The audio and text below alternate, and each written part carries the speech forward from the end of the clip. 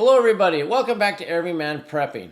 And I don't know if you have the same feeling as I do, but just recently, last day or so, I kind of got this feeling that we're on to the next phase in the world. Not just the next phase of the war or with China or the debt limit or anything else going on, but just the next phase of the timeline that we're all in. It seems like we've moved on, it's going to ratchet up. And I got a few examples to point out here of things that, as my channel motto goes, keep your ear to the ground and head on a swivel. So, and just keep my ear to the ground and picking up things. I picked up on a few things that it just seems like we're on to the next phase, the next chapter, the more intense chapter, war expanding, that kind of thing. So let's get into what I have and tell me what you guys think. In the comments below, if you think I'm onto something here, or if you have feelings of something else, or do you feel the same way? We're kind of, ratchet up. We're on to, part two of whatever is going on in this timeline. But anyway, this caught my attention a lot. It's all over the internet today. Maybe it's blown out of proportion. Maybe it doesn't mean anything, but I think there's got to be something to it. It really caught my attention, and that's these senators being issued satellite phones.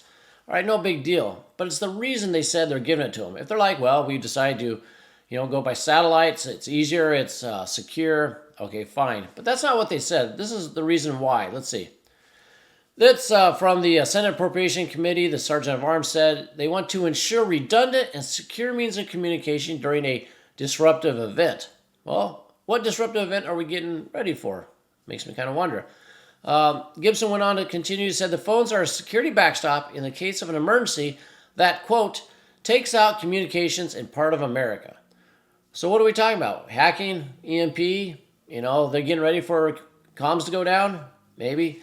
Why announce it? Why not do it secretly? Kind of interesting that it's kind of being put out there. What message are they sending?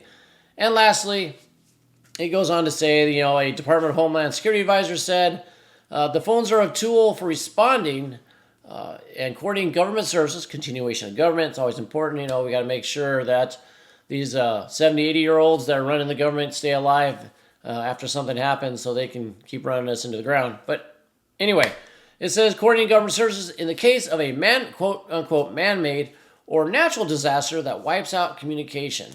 So man-made or hacking, once again, EMP, grid down. What are they expecting? Are they expecting anything? It's like, why are they putting this out here? I know, write in the comments below. What do you think?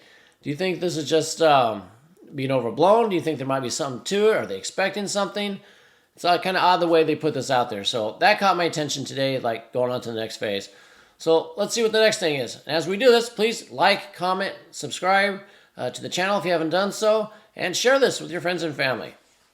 All right, so now we had, if you've heard, there was an attack inside of Russia, on mainland Russia, not Ukraine, that was taken over by Russia, that Russia thinks it's theirs, the Zaporizhia region, Donbass, all those regions to the south. Not all those areas down there. Not those areas. We're talking Russia proper, the Belgorod region, which is just north of Kiev. I'll show you a map, but there was an attack inside of Russia today. They're calling it saboteurs. There's debates on going on if the Ukrainian army was involved or not, whether it was just something internal. But this is an attack on Russian land, across the border, not just a couple of people, a large-scale attack, basically. So you can see there's a helicopter involved, and then we got, what do we got here? Some other photos of where they crossed. In fact, let me show you on the map really quick. So here's Kharkiv, and just north is Belgorod. And the incursion happened in this area where my cursor is right here, if you can see that. And so it's very close, but like I said, it's on Russian soil. And let's go through some tweets here about what happened. So we have a major traffic jam on the highway between the settlements near the border in the city of Belgorod as Russian civilians attempt to flee from the fighting. So, by the way, I just want to put this out here. Russia attacked Ukraine. Ukraine goes into Russian attack. Fair game. You're at war. Do whatever. I just, point this out as the next phase and a huge escalation. We're now in Russia with attacks going on. The key point will be here. Was the United States involved in helping this? How's Russia going to take it? So, going on to another one.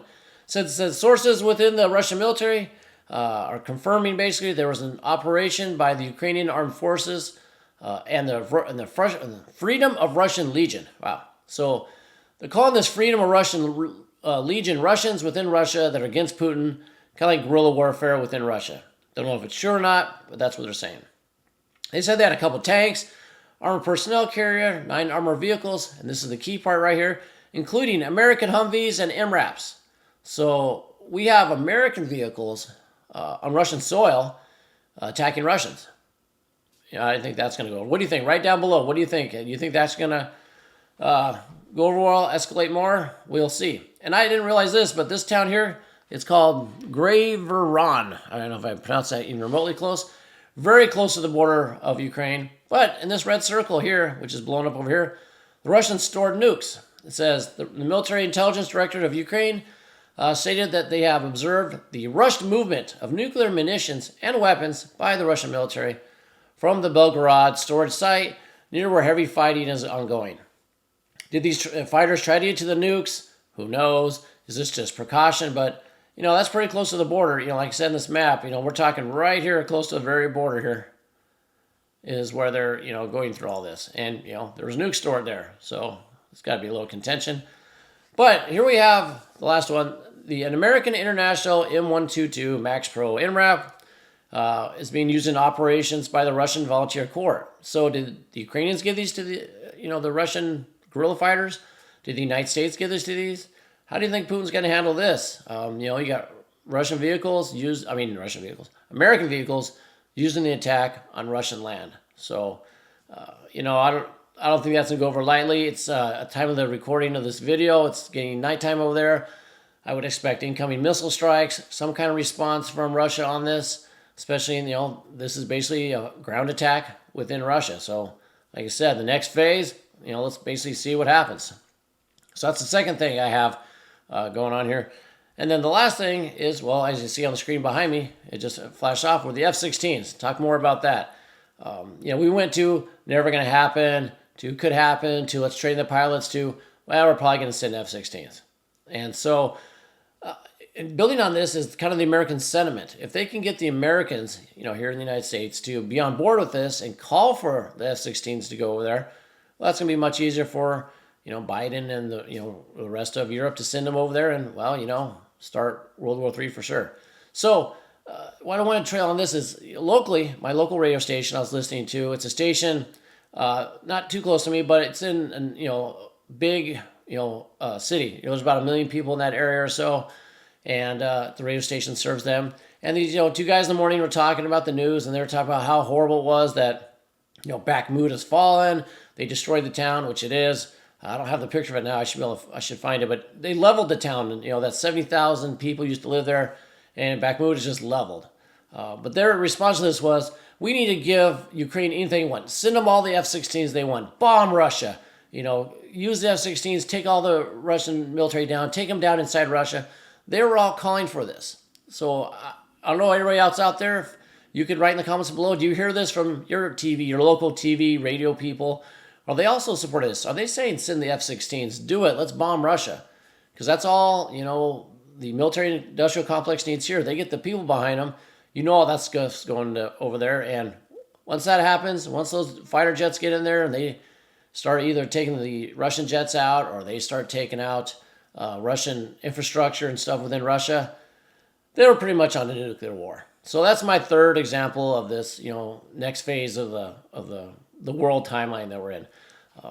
So write down below also, in the comments, what do you think? Have you seen, has anything triggered your next phase of going on to this end? What are you doing to get ready for this? Are you ramping up your preps? Are you just staying steady? If you're brand new, you can just go on the channel, you can still start now. Are you behind a little bit? Yes, but anything you do is better than nothing. So even if you're brand new, start now and get working on it. Your food, your water, your self-defense, your shelter, all that stuff. They say it's never too late. Yes, it'll be too late one day. It's not right now, so get started now. So hopefully you got something out of this. Look forward to hear everybody's comments below. And until next time, keep your ear to the ground, head on a swivel.